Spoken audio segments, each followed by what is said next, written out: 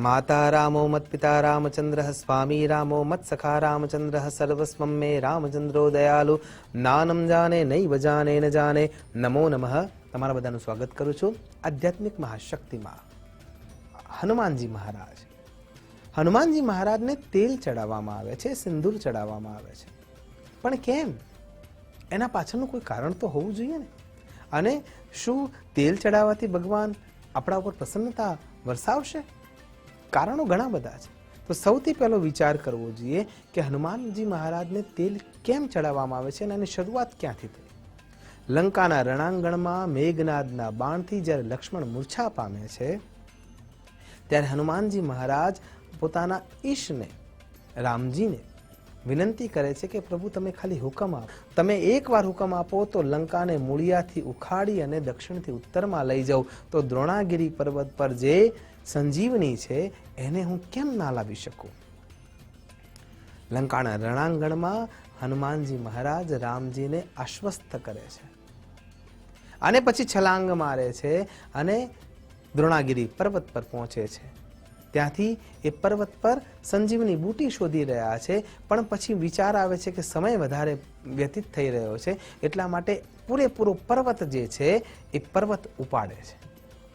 આકાશ માર્ગથી જ્યારે જઈ રહ્યા છે વચમાં અયોધ્યા આવે છે, પણ જ્યારે નંદીગ્રામથી આ દ્રશ્ય ભરત મહારાજ જોવે છે ત્યારે એમના મનમાં થાય છે કે કોઈ નિશાચર એવો હોઈ શકે કે જે આ પ્રથાને કદાચ ભગ્ન કરશે અને રામ નામના બાણને એ આત્મસાત કરે છે અને રામ નામના બાણને લઈને એ હનુમાનજી મહારાજ ઉપર અજાણતા જ પ્રભાવ વિચાર વિના જ્યારે એ બાણ છોડે છે અને એ જે બાણ છે એ જઈને એમના પગમાં વાગે છે અને પગમાં વાગવાની સાથે જ એ બાણની તાકાત એટલી બધી હોય છે કે હનુમાનજી મૂર્છા પામી જાય છે અને ભૂમિ પર પડી જાય છે। પર્વત એક તરફ પડી ગયો છે અને હનુમાનજી એ બેસુધ અવસ્થામાં આવે છે ત્યારે એમના શરીરમાંથી એક જ અવાજ આવી રહ્યો છે, રામ રામ રામ। મુખમાંથી પણ એ જ ધ્વનિ ઉદ્ધૃત થઈ રહી છે, રામ રામ રામ।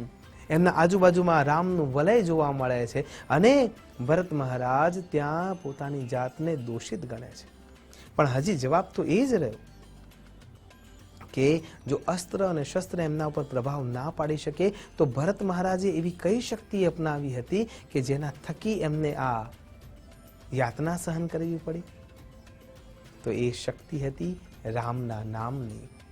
અને એટલા માટે જ્યારે રામના નામથી એ બાણ પહોંચે છે અને હનુમાનજી મહારાજ એ શબ્દને સાંભળે છે ત્યારે એ આઘાત અનુભવે છે અને એનું માન રાખવા માટે પણ પોતે ઘાયલ થઈ જાય છે અને બેસુધ થઈને પડે છે।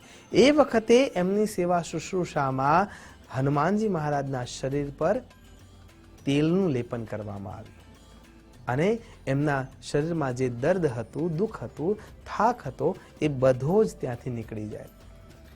એ તેલ એમના શરીર ઉપર લગાવવામાં આવ્યું અને એમના શરીર ઉપર એની માલિશ થવા લાગી, એમને રાહત થવા લાગી અને જ્યારે ભરતજી કગરે છે અને રામની દુહાઈ આપે છે કે મેં કોઈ રામ ભક્તને બાણ ચડાવી દીધું છે અને એ બાણનું ઘાત આટલું પ્રબળ છે અને એ દુઃખ અનુભવે છે ત્યારે એ સંકટ મોચન ફરીથી સુધમાં આવે છે અને એમ કહે છે કે તમે કોઈ અપરાધ કર્યો નથી।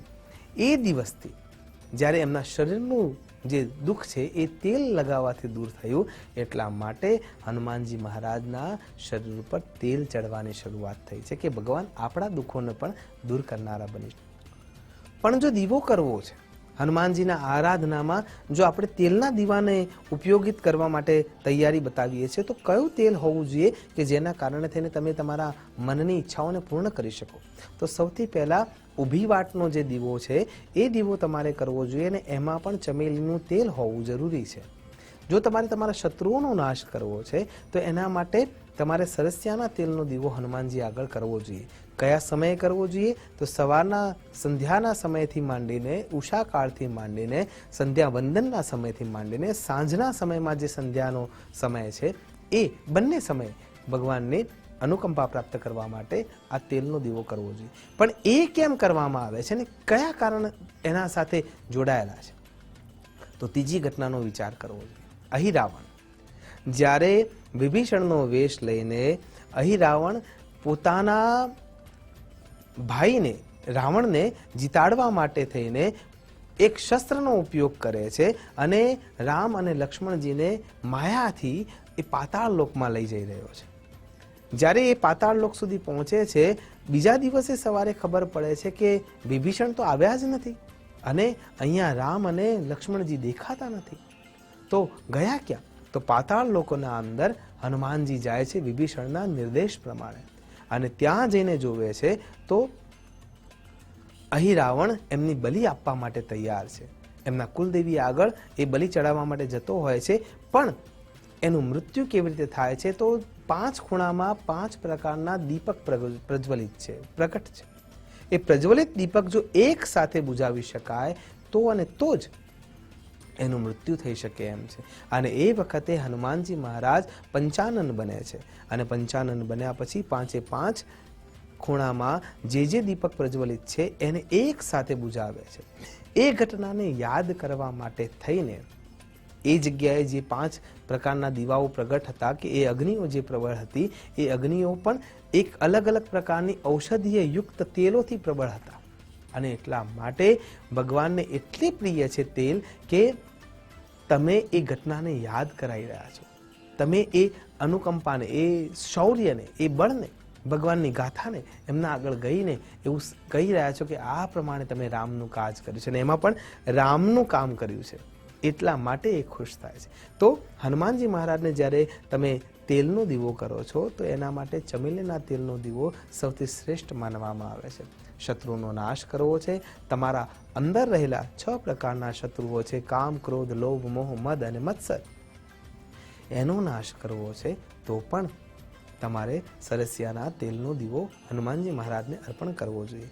અને બાહ્ય જગતના જે દુશ્મનો છે, જે તમારા હિત શત્રુઓ છે, જેને તમે ઓળખી શકતા નથી, એમની બુદ્ધિને, એમની મતિને, એમના વિચારોને સુયોગ્ય કરવા છે, તો પણ હનુમાનજી મહારાજ આગળ શનિવારના દિવસે, પૂર્ણિમાના દિવસે સુયોગ્ય સ્થાન પર દીવાને કોઈ પણ એક આધાર આપ્યા પછી ત્યાં દીવો પ્રગટ કરવો જોઈએ. સીધો જમીન પર મૂકી દેવો એ એક અપરાધ છે. એટલા માટે કોઈ પણ પર્ણ અથવા કોઈ પણ એવું પાત્ર નીચે રાખવું જોઈએ અને પછી હનુમાનજી મહારાજને તેલનો દીવો કરવો જોઈએ. આમ કરવાથી જીવનમાં મંગલતા પણ આવશે અને તમારા વિચારો પણ શુદ્ધ થશે. આશા કરું છું હનુમાનજી મહારાજની આરાધના કરવામાં આપણે સૌ રામજીની અનુકંપા પ્રાપ્ત કરી શકીએ અને એ અનુકંપાથી આપણે આપણા જીવનમાં મંગલતા પ્રબલિત કરી શકીએ, પ્રશસ્ત કરી શકીએ. એ જ અભ્યર્થના સાથે નમસ્કાર. અસ્તુ સદા શિવોહમ. નમો નમઃ.